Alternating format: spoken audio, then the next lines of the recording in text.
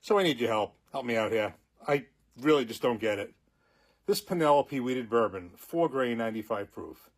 It lost just about every blind that I put it against other wheated bourbons, and yet I find myself reaching for this bottle time and again. This is my second bottle of this, not my first, and you see this one's 3/4 of the way down. I've definitely been enjoying it. Generally, a lot of these types of bottles, I might buy one time, and then, it may be a while before I buy another one, because I have some bottles waiting to be opened here that have been sitting around a while. This one just totally cut the line, and it's 3/4 of the way down, and I have other bottles I want to explore.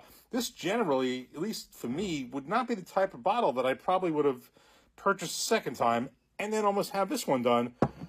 And given it's, lost a bunch of blinds, almost every one with maybe one exception, it's kind of amazing. Because on paper, it's a good, okay bourbon, but it's nothing, off the charts.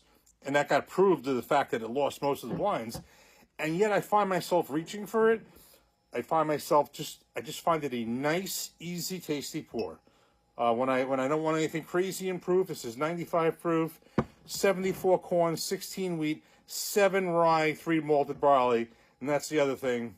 They call it a wheated bourbon, but it's got that 7% rye in it.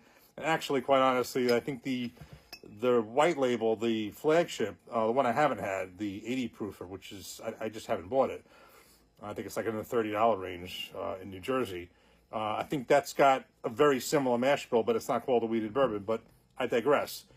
I just find this a very enjoyable pour. And shout out to Distilling Adventures. He did a video of this too, where I think he had some similar conclusions. I think he saw my video and it made him buy this. I'm sorry about that if you weren't crazy about it. But in any event, I think his conclusions were fairly similar to mine. But in my case, everything about it is just, okay, but I just find myself enjoying it. Will I get a third bottle? Probably not. I think this will probably be it for a little while. But I generally have liked everything from Penelope. I haven't had pretty much any bottle from Penelope that I didn't like. I have the cigar blend now that I'm actually really enjoying. Just starting to get into that one. But in any event, Penelope Wheated Bourbon, the bottom line is this. It's a relatively inexpensive bottle.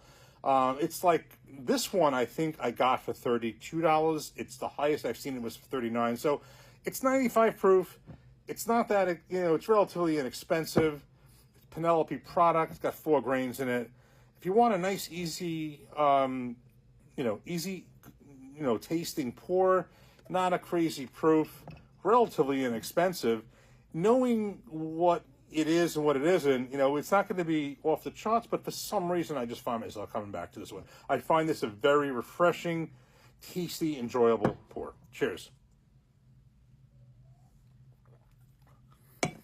Just an exception to just a lot of rules in my book.